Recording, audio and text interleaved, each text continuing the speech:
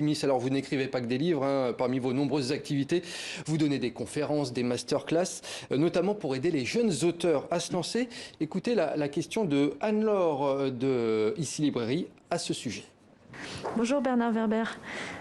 Alors, votre succès ne s'est pas démenti depuis Les Fourmis, qui ont maintenant 30 ans. C'est incroyable.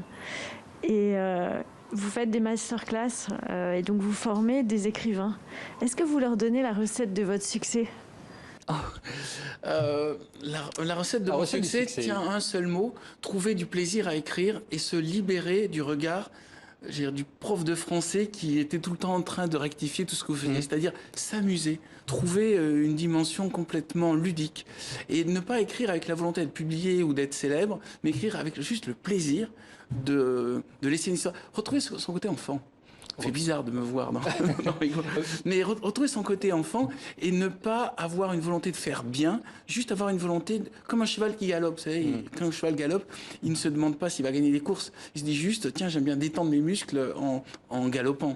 Il faut laisser son esprit comme ça s'amuser. Parmi les conseils que vous donnez aux jeunes auteurs, vous dites laissez libre cours à votre imaginaire. Comment on fait pour laisser libre cours à son imaginaire? On voyage, on écoute de la musique, on fait de la relaxation, on fait quoi en fait?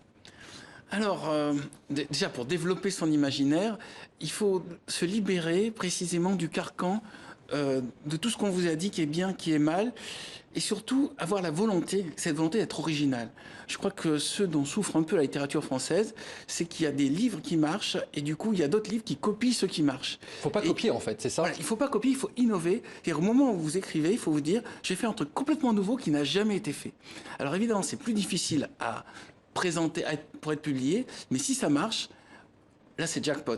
Et je crois vraiment que l'avenir est à l'originalité et à la prise de risque, voilà, pas la copie. Surtout foncer vers sa propre voix, son originalité. On s'était déjà rencontré une fois et puis il y avait un mot qui m'avait marqué lorsque je vous demandais des conseils pour les jeunes qui veulent écrire. Vous me disiez, il faut écrire ses rêves que l'on fait durant la nuit. Donc en fait, voilà, les idées de romance, c'est durant la nuit qu'ils peuvent naître. Quand vous rêvez, vous êtes connecté.